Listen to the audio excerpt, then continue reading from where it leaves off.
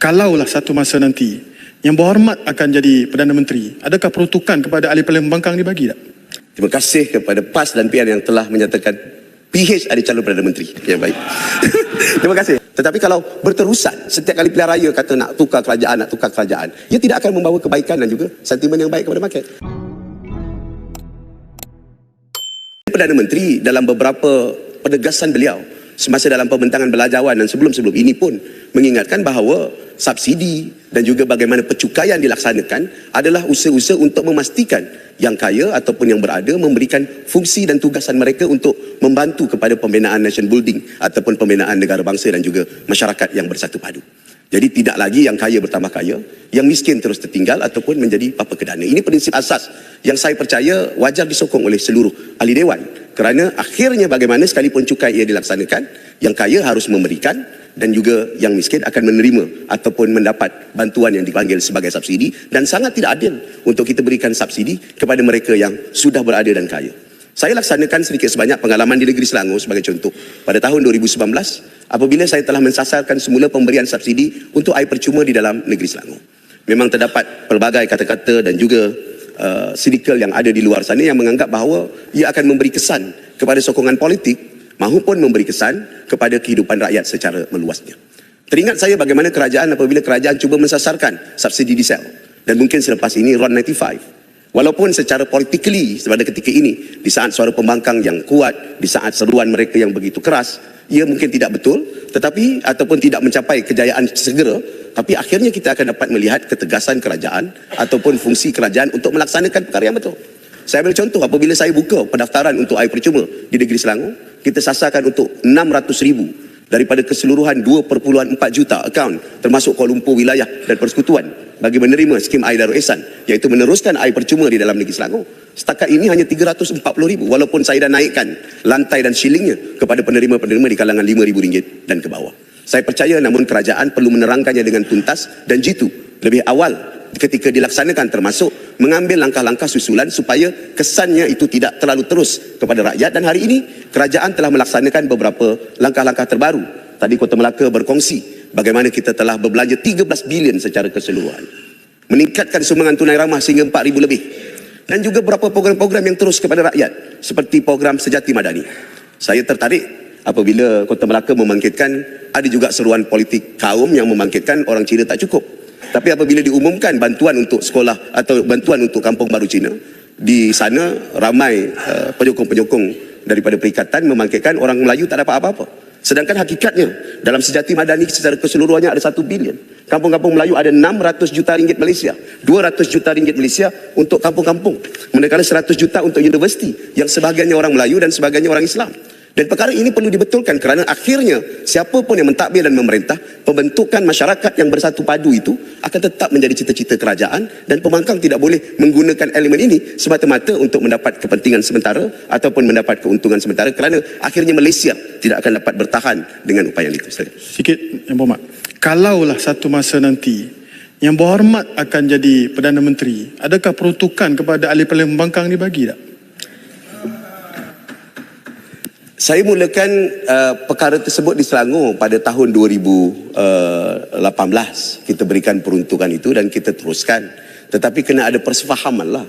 Persefahaman itu bukan bererti kita harus bertingkah setiap masa dan waktu. Saya rasa pihak kerajaan telah memulakan untuk memulakan rundingan.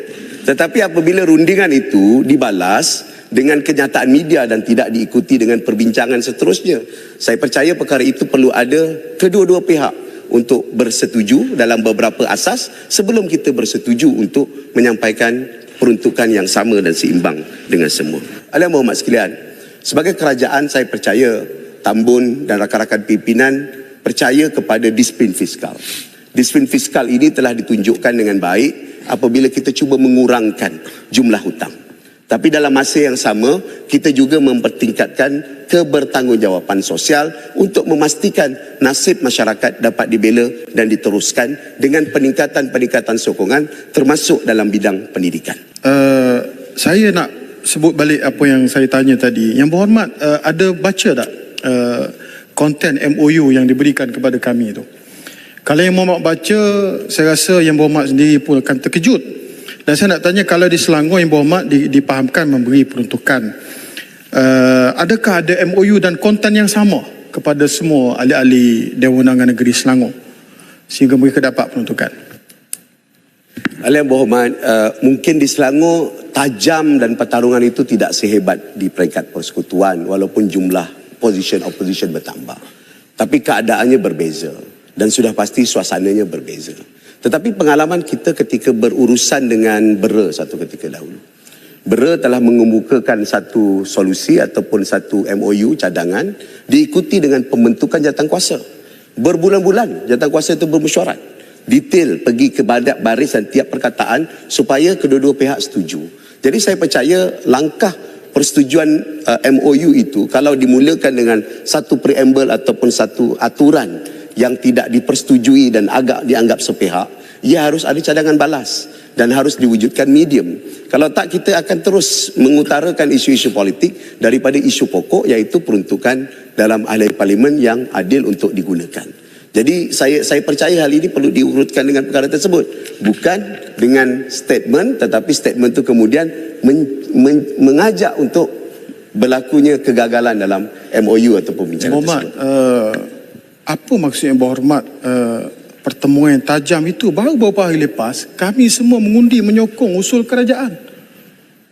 Hanya satu orang saja yang tak sokong. Jadi kalau itu dijadikan alasan, saya rasa tak tepat. Tapi cara Yang Berhormat sebut tadi, Yang Berhormat sesuai jadi mediator untuk selesaikan isu ini. Dan sebenarnya kalau daripada gaya pentadbiran Yang Berhormat layak jadi Perdana Menteri sebenarnya. Terima kasih kepada PAS dan PN yang telah menyatakan PH ada calon Perdana Menteri yang baik. Terima kasih. Tak ada masalah. Itu tak kisahlah. Saya bagi ruang dan masa. Kalau nak perlukan perbincangan, tak ada masalah. Dalam banyak urusan saya jadi wakil rakyat, dia orang nak bercerai pun banyak saya satukan balik. InsyaAllah saya tak ada masalah untuk jadi mediator dan berbincang untuk kemakmuran dan juga kebaikan bersama. Pokoknya ketika kita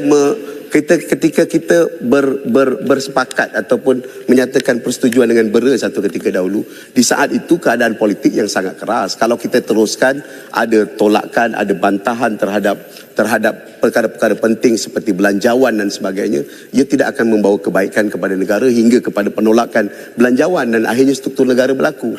Dan itulah juga gambaran yang telah dibuat oleh pihak sana. Pihak sana awal-awal lagi sebut tunggu bulan 8. Tak tahu bulan 8 2026 ke tahun 2027. Sampai sekarang bulan 8 tak bertukar kerajaan juga.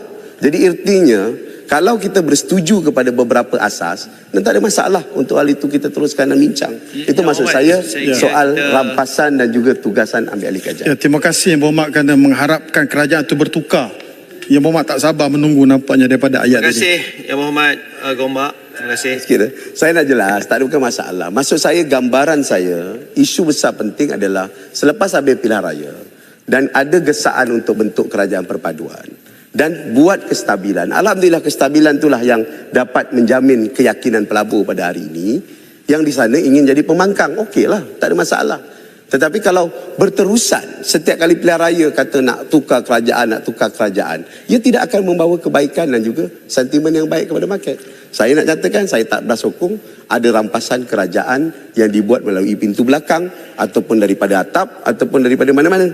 Tapi yang pentingnya ialah kita hormat pada demokrasi yang telah diputuskan dalam pilihan raya sebelum ini. Terima kasih Yang Berhormat Speaker bagi masa pada saya. Terima kasih, dan saya menyokong saranan daripada ataupun bajet ataupun belanjawan yang dibentangkan tamu. Terima kasih.